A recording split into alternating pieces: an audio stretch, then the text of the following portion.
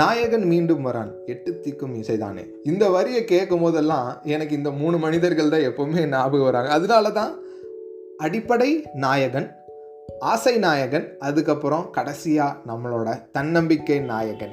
அந்த தன்னம்பிக்கை நாயகனுக்காக தான் மீண்டும் வந்துட்டு இந்த ரெக்கார்டிங்கை திருப்பி ஸ்டார்ட் பண்ணியிருக்கேன். ஏன்னா அது சொல்ல மறந்த ஒரு குட்டி கதையை சொல்ல மறந்துட்டேன். இந்த வாட்டி அதை சொல்லிடுறேன். உங்களோட சொந்த கற்பனையோட என்னோட சொந்த அனுபவத்தை சேர்த்துன இந்த பயண எபிசோடு எங்கே போயிருந்தோம் அப்படின்னு பார்த்தீங்கன்னா, கோயம்புத்தூரில் இருக்கக்கூடிய கிராஸ் கட் ரோடு, அதாவது டவுன் பஸ் ஸ்டாண்ட் கோயம்புத்தூரில் இருக்குல்ல, அந்த டவுன் பஸ் ஸ்டாண்டுக்கு ஆப்போசிட்டில் இருக்கக்கூடிய அந்த நெடுந்தூர ரோடு முழுக்க காற்று. அது என்ன காற்றுன்னு பார்த்தீங்கன்னா ஏசி காற்று. அந்த ஏசி காற்று எப்படி வந்துச்சு, பல விஷயங்களை இந்த எபிசோடில் கேட்க இருக்கீங்க. நீங்கள் கேட்டுட்டு இருக்கிறது என் குரல் எனும் தமிழ் பாட்காஸ்ட் மற்றும் நான் உங்கள் மணிகண்ட பாலாஜி. வாங்க இந்த எபிசோட கேட்கலாம். கிட்டத்தட்ட 1.5 மாதம் ஆக போகுதுன்னு நினைக்கிறேன் நம்ம இந்த இடத்துக்கு போயிட்டு வந்து. ஆனால் இன்னும் எப்படி நினைவுகள் இருக்குன்னு பார்த்தீங்கன்னா, இந்த புகைப்படத்தில் அவங்களோட பேசி மகிழ்ந்த அந்த தருணம் அது வந்து ஃப்ரீஸ் ஆக்கப்பட்டிருக்கு. அதாவது அது அப்படியே வந்துட்டு உறைஞ்சு போச்சப்பா அந்த நினைவுகள். அதனால தான் வந்துட்டு இன்றைக்கும் இந்த 1.5 மாதம் கழிச்சும் இன்றைக்கி இந்த விஷயத்தை உங்ககிட்ட சொல்ல வந்திருக்கேன். மொதல் விஷயம், இந்த இடத்துக்கு எப்படி போனோம் அப்படின்னு பார்த்தீங்கன்னா, நம்ம வந்து சதுரகிரிக்கு வந்து மீண்டும் நம்மளை வந்து இறைவன் அழைக்கிறார், இயற்கை அழைக்குது. இருந்தாலும் வந்துட்டு கையில் காசு இல்லை. இந்த டைம் அக்காக்கிட்ட கேட்குறக்கு கொஞ்சம் சங்கடப்படுறதுனால என்ன பண்ணேன் அப்படின்னு கையில் இருந்து 50 ரூபாய் எடுத்துட்டு ஏறின காந்திபுரம் பஸ் ஸ்டாண்டுக்கு. அங்கே போய் நின்னாதான் இந்த ஒரு தெருவிற்கே இது நமக்கு போயே ரொம்ப நாள் ஆச்சுங்கிற மாதிரி தோணுனால நடக்க ஆரம்பிச்சும் போது பார்த்த ஒரு அண்ணா தான் அந்த அடிப்படை நாயகன். நீங்கள் ஃபோட்டோவில் பார்க்குறீங்களா, அந்த டார்ச் லைட் சேல் பண்ணிருக்காருல அந்த பஸ்ஸில், அந்த அண்ணா தான் வந்து நம்மளோட அடிப்படை நாயகன், முதல் நாயகன்னு சொல்லலாம். என்னென்னா இப்படியெல்லாம் சூப்பர் அடிக்கட்டா பார் வேறு லெவல் அப்படிங்கிற மாதிரி அந்த அண்ணாட்ட பேசிகிட்டு இருந்தேன். அந்த அண்ணா யார் பார்த்தீங்கன்னா, நம்ம காந்திபுரத்தில் இந்த சீசன், அதாவது சீசன் சொல்லக்கூடாது, உங்களோட சூழ்நிலைக்கு தகுந்தாப்பில் உங்களோட அடிப்படை தேவை மாறும் அப்படின்னு சொன்னால் நீங்கள் நம்புவீங்களா? அதுதான் இந்த அண்ணா இந்த நம்ம பஸ் ஸ்டாண்டில் பண்ணிகிட்டு இருந்தா. அது என்ன அப்படின்னு பார்த்தீங்கன்னா, ஒரு சின்ன யதார்த்தமான ஒரு விஷயம் சொல்கிறேன். சமீபத்தில் நான் யாரோ பேசுறதை கேட்டுருமோ, அவங்க சொன்னது என்னென்னா, தரையில் படுத்தாலும் தூக்கம் தான், பெட்டில் படுத்தாலும் தூக்கம் தான். நம்ம காந்திபுரம் அந்த பாலத்துக்கு கீழேயே, மேம்பாலத்துக்கு கீழேயே வந்துட்டு நிறையா பேர் தூங்கிட்டு இருப்பாங்க. வீடு இருக்காது, அவங்ககிட்ட தூக்கம் இருக்கும். அதுக்கப்புறம் ஆசை இருக்காது, ஆனால் பசி இருக்கும். அந்த மாதிரி யதார்த்தமான பல விஷயங்கள், சூழ்நிலைக்கு ஏற்ற மாதிரி அடிப்படை தேவைகள் மனிதனோடது மாற ஆரம்பிச்சுங்கிறத நம்மள நிறையா பேர் உணராமல் இருக்கும். ஆனால் இந்த அண்ணா உணர்ந்து என்ன பண்ணார் பார்த்தீங்கன்னா, இந்த அடிப்படை நாயகன் அண்ணா இருக்காருல்ல, அவர் என்ன பண்ணார்னா, நம்ம வெள்ளிங்கிரி ட்ரெக்கிங் நைட்டு போகிறவங்க எல்லாருக்கும் டார்ச் லைட் சேல் பண்ணுறாரு. அது குறிப்பாக இவர் எப்படி உணர்வுபூர்வமாக சொல்கிறாருன்னா, இப்போ எல்லாருக்கிட்டையுமே வந்து டார்ச் லைட் வாங்க, வெள்ளிங்கிரிக்கு நைட்டு ட்ரெக்கிங் யூஸ் ஆகும், மலை ஏறும்போது யூஸ் ஆகும் அப்படின்னு அவர் சொல்லிட்டு இருக்காரு. அதையெல்லாம் தாண்டி இந்த அண்ணா பண்ண யூனிக்கான விஷயம் என்ன அப்படின்னு பார்த்தீங்கன்னா, இந்த அண்ணா வாங்குகிற ஒருத்தர்கிட்ட போய் நல்லபடியாக பத்திரமா போயிட்டு வாங்க, மலை ஏறிட்டு வாங்க அப்படின்னு அந்த எமோஷ்னலாக வந்துட்டு அவங்ககிட்ட பேசினது தான் செம்மையாக இருந்துச்சு. அது அந்த பஸ்ஸில் அப்படி நடந்துச்சா இல்லை நான் பார்க்குறனால அப்படி நடந்துச்சா எனக்கு தெரியல. பட் இது உங்ககிட்ட சொல்ல நினச்சேன். இந்த அடிப்படை தேவை நாயகன், இந்த அடிப்படை நாயகன் நான் ஏன் உங்ககிட்ட சொல்லணும் வந்தேன்னா, வருங்காலத்தில் இன்னைக்கு நம்ம ஆர்டிஃபிஷியல் இன்டெலிஜென்ஸ் தான் உலகத்தையும் மாற்ற போகுது, ரோபோட்டிக்ஸ் தான் going to rule the world அப்படின்னு உலக பணக்காரிலிருந்து தெருக்கோடி வரைக்கும் எல்லாருமே சொல்லிட்டுருக்கோம். ஆனால் எல்லாருக்குமே இருக்கக்கூடிய ஒரு விஷயம் என்னென்னா, நம்மள நிறையா பேர் மறந்துட்டு இருக்கோம். இன்றைக்கி அதை காசு கொடுத்தும் ஒரு லிட்டர் 20 ரூபாய்னு வாங்கிட்டு இருக்கோம். அது என்னென்னா, நம்ம ஊட்டியில் கூட பார்த்தோங்க. என்ன அப்படின்னு பார்த்திங்கன்னா, நம்ம உதகை மலையின் அதாவது சொர்க்கம் அப்படின்னு நான் சொல்லுவேன். அங்கே கூட ஏடிஎம் வாட்டர்னு ஒரு விஷயத்தை வந்து இனிஷியேட் பண்ணியிருக்காங்க.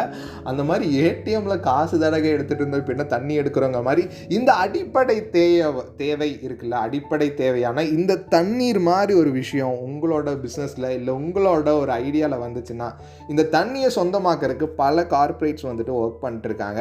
சமீபத்தில் நான் படிச்சுட்டு இருக்க ஒரு டாக்குமெண்ட்ரி புக் தான் வந்து பார்த்திங்கன்னா, நீர் எழுத்து நக்கீரன் ஐயா அவர்களோட அந்த ஆய்வு, அந்த கட்டுரையா என்ன சொல்கிறேன்னு தெரியல. ஆனால் அந்த புக்கு முழுக்க வருங்காலத்தில் நீர் வந்துட்டு ஒரு அதிகாரத்தையும், நீர் தான் வந்துட்டு நீரின்றி அமையாத உலகுன்னு நம்ம முப்பாட்டை எதுக்கு சொல்லிட்டு போனாங்கன்னு எனக்கு அப்போ புரியல. இப்போ புரியுது.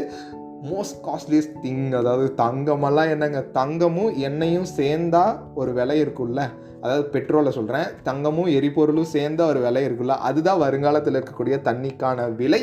அந்த விலை தான் வந்துட்டு ஒரு அடிப்படை தேவையாக நம்ம எல்லாருக்கும் இருக்கும். நம்ம எல்லாருக்கும் தாகம் இருக்கும், ஆனால் ஆர்டிஃபிஷியல் இன்டெலிஜென்ஸுங்கிறது நம்மளோட ஆசை தான். இந்த அடிப்படை தேவை எது அப்படிங்கிறத புரிஞ்சு சூழ்நிலைக்கு ஏற்ற மாதிரி நீங்கள் கண்டுபிடிச்சிங்கன்னா நீங்களும் உங்களுக்கு தேவையான காசை சம்பாதிக்கலாங்கிறத இந்த அண்ணா கிட்ட இருந்து நான் கற்றுக்கிட்டேன். இப்போ நீங்களும் கேட்டு உணர்ந்தீங்கன்னு நம்புகிறேன். ரெண்டாவதாக நம்ம யாரை பார்க்க போகிறோம்னா, இந்த அடிப்படை விஷயத்தவே மறக்கக்கூடிய ஒரு சம்பவம் வந்துட்டு இந்த ஆசைக்கு இருக்குன்னு சொன்னால் நீங்கள் நம்புவீங்களா? சமீபத்தில் இல்லை, நேற்று காலையில் ஒரு குடும்பத்தில் ஒரு சண்டை. அந்த சண்டை எப்படி, அந்த சண்டையை நான் ஏன் இப்போ உங்கள்கிட்ட சொல்ல வரேன் அப்படின்னு பார்த்தீங்கன்னா, அந்த குழந்தை அழுகிற அந்த அப்பார்ட்மெண்ட்டில் இருக்கிற யாருமே வெளியே வரல. கீழே இண்டிவிஜுவல் வில்லாவில் இருக்க நாங்கள் மேலே 2 மாடி ஏறி போய் அங்கே இருக்கிற சண்டையை வந்துட்டு தீர்த்து வச்சுட்டு வரோம். அது என்ன அப்படின்னு பார்த்தீங்கன்னா, ஒரு அண்ணா வந்து அடிப்படை சம்பளமான அந்த காசு எடுத்துகிட்டு போயிட்டு நம்ம அந்த டாஸ்மாகில் போயிட்டு அவருக்கு தேவையான அந்த மது அருந்திட்டு வீட்டுக்கு வர்றாரு. வீட்டுக்கு வந்தோடனே அந்த அக்கா காசு எங்கேன்னு கேட்கும்போது நான் சரக்கு அடிச்சிட்டேன் அப்படின்னு சொல்கிறாரு. அந்த அக்கா வந்து ஏன் இப்படி அடிச்சிங்க, ஏன் அப்படி அடிச்சிங்கன்னு கேட்குறக்கு அந்த அண்ணா திருப்பி அந்த அக்காவை அடிச்சிட்டாங்க. அந்த மாதிரி அடிக்கும்போது அந்த குட்டி குழந்தை வந்து இந்த சூழ்நிலையை அடுத்து ஒரு 10 ஆண்டுகளுக்கு வளைஞ்சுன்னா அந்த குழந்தையோட ஆசை மறக்குதா? அதாவது அடிப்படை தேவையும் போகுது, அடிப்படை தேவையான அந்த வாழ்வியல் வந்து அந்த குழந்தை விட்டு கொஞ்சம் கொஞ்சமாக போகுது. அதே மாதிரி தான் வந்துட்டு இந்த அடிப்படை நாயகனை மறக்க வைக்கக்கூடிய ஒரு விஷயம் தான் இந்த ஆசை நாயகனால இந்த அண்ணா வந்து நம்ம கிராஸ் கட் ரோடில் பண்ணுறாங்கன்னு சொல்லலாம். ஏன் இந்த அண்ணா ஆசை நாயகன் சொல்கிறேன்னா, நம்ம ரோட் சைட்ஸில் இருக்கக்கூடிய அந்த காலி கிளாஸ் பாட்டில்ஸ் இருக்குல்ல, அந்த என்ன சொல்கிறது, ஆல்கஹால் பாட்டில், அந்த ரம் பாட்டில், அதுக்கப்புறம் பீர் பாட்டில், இதெல்லாம் எடுத்து அந்தனா வந்து வாஷ் பண்ணி க்ளீன் பண்ணி தன்னோட டைமை இன்வெஸ்ட் பண்ணி அந்தனா செஞ்சு விற்கிற ஒரு விஷயந்தான் வந்துட்டு இந்த அந்த பாட்டிலுக்குள்ளே இருக்கக்கூடிய அந்த லைட்டை தட்டினா எரியிற அந்த ஒரு பிரமிப்பான ஒரு விஷயம். அந்த விஷயத்தை தான் வந்து இந்தனா வந்து கிட்டத்தட்ட அந்த ஒரு பாட்டில் 100 ரூபா வந்து அந்த சார்ஜ் பண்ணுறாரு. ஸோ அடிப்படை தேவையான அந்த டார்ச் லைட் வந்து 50 ரூபா தான். ஆனால் உங்களோட ஆசைக்காக நீங்கள் வாங்கக்கூடிய அந்த ஒரு கண்ணாடி பாட்டில் இருக்கக்கூடிய அந்த ஒரு விஷயத்தை, அந்த லைட் எரியக்கூடிய அந்த அழகாக இருக்கக்கூடிய அந்த ஒரு விஷயம் வந்து 100 ரூபா வந்து அந்தனா வந்து வித்துட்டு இருக்காங்க. ஸோ இது ரெண்டுக்கு என்ன யதார்த்தமான விஷயத்த சொல்ல வந்தேன்னா, அந்த அடிப்படையை மறக்க வைக்கக்கூடிய விஷயம் தான் இந்த ஆசை. இந்த ஆசைக்கு வந்து எல்லையே இல்லை அப்படிங்கிறது நீங்களும் நானும் தெரிஞ்சு புரிஞ்ச ஒரு விஷயம். ஆனால் அந்த அடிப்படை அப்படிங்கிற அந்த ஒரு விஷயத்தை நம்ம மறந்துடவே கூடாது. ஏன்னா அடிப்படை இல்லாமல் ஆசை இல்லைப்பா, ஆசையை அனுபவிக்க முடியாது அப்படிங்கிறது நம்மள நிறைய பேருக்கு உணராத ஒரு விஷயமா இருக்குது. ஸோ இந்த நாக்கிட்டேருந்து இது கற்றுக்கிட்டோமா, இது கற்றுக்கிட்டே அப்படியே இந்த ஸ்ட்ரீட்டோட எண்டுக்கு போகிற இந்த ரோட்டோட எண்டில் போய் ரைட் எடுத்தோன்னா ஒரு பெரிய கடை. நீங்கள் ஃபோட்டோ கூட இந்த பெரிய லேண்ட்ஸ்கேப்பில் நீங்கள் பார்க்குறத உங்களால் தெரியும்னு நினைக்கிறேன். அது என்னென்னா, இந்த நம்ம கோயம்புத்தூரில் ரொம்ப வந்து ஃபேமஸான ஒரு விஷயம் தான் வந்துட்டு இந்த SS ஹைதராபாத் பிரியாணி. குண்டா நிறையா வந்து பிரியாணி தருவாங்க. ஆனால் 2 பேர் ஒருத்தரால் முழுசாக பசியோடு இருந்தால் சாப்பிட முடியும். சும்மா போய் டேஸ்ட் பார்க்கணும் அப்படின்னு போனால் கண்டிப்பாக சாப்பிட முடியாது. அந்த மாதிரி நான் ஃபஸ்ட் டைம் போய் அப்படி தான் பண்ணேன். 2வது டைம் முழுசாக சாப்பிட்டேன். 3வது டைம் வந்துட்டு இது வேண்டாம், நம்ம வந்து வேறு பக்கம் போவோம்னு சொல்லி கீழே வந்து ஒரு கடை தான் வந்துட்டு இந்த ஒரு நம்ம அக்கா கடை. இந்த அக்கா கடை இருக்குல்ல, அடடடடடா, தன்னம்பிக்கை நாயகன் சொல்கிறதா நாயகின்னு சொல்கிறதான்னு எனக்கு தெரியல. ஏன்னா அக்காவும் சரி அண்ணாவும் சரி அவங்களோட பையனும் சரி 3 பேர் தான் இந்த கடையை பார்த்துட்டு இருக்காங்க. நீங்கள் சும்மா நினச்சி பாருங்களேன், அந்த SS பிரியாணி ஹைதராபாத் ரோட்டில் அந்த ஹோட்டல் ரோட்டில் நடந்து போகும்போது ஒரு என்ன சொல்கிறது, ஒரு மார்க்கெட்டிங் ஸ்ட்ராட்டஜியாக ஆஸ் அ மார்க்கெட்டிங் ஸ்டூடெண்ட்டாக எனக்கு தெரியுது. அது என்ன அப்படின்னு பார்த்தீங்கன்னா, ஆப்போசிட்டில் வந்துட்டு அந்த ஹோட்டலுக்கு ஆப்போசிட்டில் பிரியாணி பார்சல்ஸ் நடக்கும்.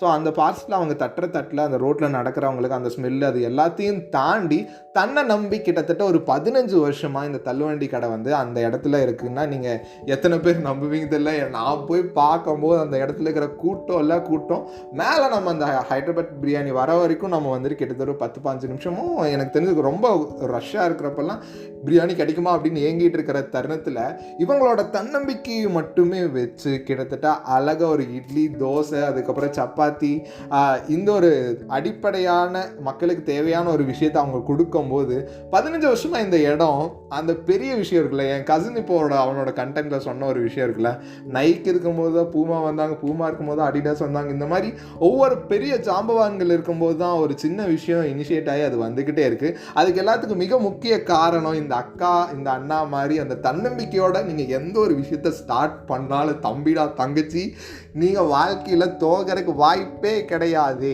தோத்துட்டீங்கன்னா அதுக்கு பேர் தன்னம்பிக்கை கிடையாது.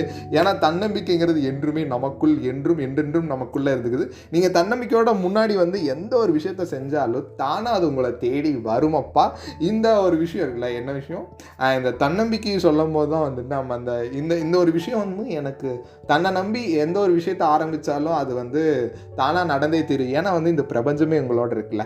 இந்த மாதிரி பல யதார்த்தமான இந்த கிராஸ்கட் ரோட் கதைகள் வந்துட்டு வருங்காலத்தில் நீங்கள் நிறைய கேட்குறீங்க. இப்போ நான் இந்த 3 பேர்த்தை தான் பார்த்தேன். இந்த 3 பேரும் வந்து 3 விஷயத்த நமக்கு சொல்லி தந்திருக்காங்க. ஏன்னா அடிப்படை நாயகன், நம்ம அடிப்படை தேவையை நம்ம தேடி கண்டுபிடிச்சிக்கணும். 2வது, நம்ம ஆசை நாயகன் மாதிரி வியாபாரம் செய்யணும் ஆசைப்பட்டீங்கன்னா நீங்கள் மக்களோட ஆசையை தேடி கண்டுபிடிச்சி அது என்ன தேவை, அதை தேவையை தாண்டின ஒரு ஆசையை நீங்கள் கொடுத்தீங்கன்னா தேவைக்கு அதிகமான லாபம் உங்களை தேடி வரும். இது நீங்கள் நிறைய கேஸ் ஸ்டடீஸ் பிஸ்னஸில் படிச்சிங்கன்னா உங்களுக்கு தெரியும். அதே சமயம் தன்னம்பிக்கை, இது எல்லாத்தோட வாழ்க்கையில் மிக பேஸான உங்களோட வாழ்க்கையோட விதை, ஆசையாகட்டும் அடிப்படையாகட்டும், அந்த மண் வந்துட்டு நீங்கள் தன்னம்பிக்கையோடு இருக்கக்கூடிய அந்த ஒரு விஷயமா இருக்கட்டும். ஏன் அப்படின்னு பார்த்தீங்கன்னா தன்னம்பிக்கை ரொம்ப ரொம்ப முக்கியம். இந்த மோட்டிவேஷனல் ஸ்பீக்கர் மாதிரிலாம் நான் சொல்ல மாட்டேன். தன்னம்பிக்கையோடு ஆரம்பித்து கிட்டத்தட்ட 4வது வருஷம் 4000 லிசனர்ஸை தாண்டி நம்ம என்குரல் பாட்காஸ்ட் போயிட்டு இருக்கிற இந்த ஒரு இன்ப செய்தி உங்களோட சொல்லிக்கிறேன். ஏன்னா வந்துட்டு நம்ம எந்த ப்ரொமோஷனுக்கும் போகிறதில்ல, எந்த ஒரு விஷயத்தையும் ப்ரொமோட்டும் பண்ணுறதில்ல. இந்த யதார்த்தமாக நம்ம தன்னம்பிக்கையை கொண்டு வேர்வை கொண்டு இப்போ உங்ககிட்ட பேசி ரெக்கார்ட் பண்ணி அப்லோட் பண்ணிட்டு உட்காந்துருக்கேன். வேறு எதுவுமே நம்ம பண்ணுறதில்ல.